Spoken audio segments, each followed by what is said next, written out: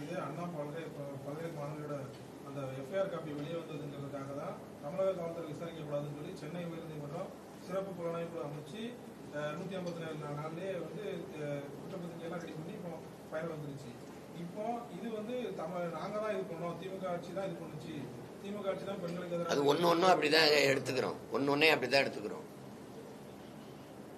எல்லாத்தையும் தங்களுக்கான இதாக தான் எடுத்துக்கிறோம். இது இப்ப பொள்ளாச்சி பாலியல் வழக்கு தீர்ப்பு இவங்க ஆட்சியில வந்தவொடனே எங்க ஆட்சியில தான் வருதுன்னு அப்படித்தான் எடுத்துக்கிறது இவங்க. நீங்க கேளுங்களேன், இந்த பக்கத்து வீட்டு மாடு பசு மாடு கண்ணு போட்டிருக்குன்னு நாங்க தான் காரணம்பாங்க. இதுக்கு பழக்கம். திராவிட கட்சிகளின் ஆட்சி முறையே இதுதான். இந்த நம்ம ஊர்ல குருவி உட்கார பணம்பழம் விழுந்துச்சு, காக்கா உட்கார பணம்பழம் விழுந்துச்சுன்னு சொல்லுவாங்கல்ல, அது பணம்பழம் பழுத்து இப்போ அப்போ விழலான்னு இருக்கும். அது காக்கா உட்கார்ந்தவொன்னா அது விழுந்ததுன்ட்டு ஒரு கதை தான். அந்த கதை தான் இது காலங்காலமா ஓடிட்டு இருக்கு. எது ஒன்றே சாதிச்சிருக்கீங்க நீங்க?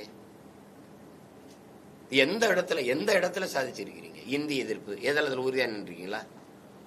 இந்திய திணிச்ச கட்சி எது? காங்கிரஸ். அந்த கட்சியோட அற்ப தேர்தல் வெற்றிக்கு அரசியல் லாபத்துக்காக கூட்டணி வச்சு எந்த எதிர்ப்பும் இல்லாம இந்தி வந்துருச்சு. இருக்கா இல்லையா? இப்ப எங்க இந்தி இல்ல? ஒவ்வொன்னையும் எடுத்து சொல்லுங்க. ஒவ்வொன்னையும் சொல்லுங்க. 18 வருஷம் ஆட்சியில் தொடர்ச்சியா 18 ஆண்டுகள் அங்க இருந்தீங்க.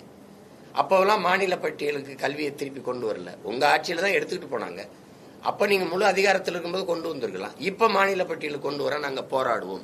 இதெல்லாம் இது வெறும் பசப்பு இனிப்பு வெற்று வார்த்தைகள். இதை இன்னும் நம்ம இந்த கூட்டம் நம்பிட்டு தானே இருக்கோம். நம்ம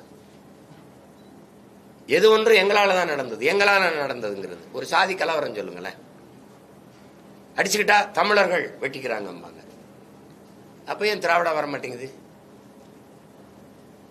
எந்த பெருமையும் வந்து திராவிடருக்கு போயிரும்.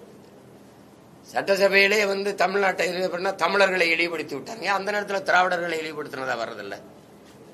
பாராளுமன்றத்தில் பேசும்போது அவங்க சொன்ன திராவிட இன அதை எங்களையே இழிவு அப்படி பேசுறதில்ல, தமிழர்களை இழிவுபடுத்தி விட்டார்கள். கேவலப்படுத்துறது சொல்றதுக்கெல்லாம் இந்த கருத்துக்கு தான் விஜய் வந்து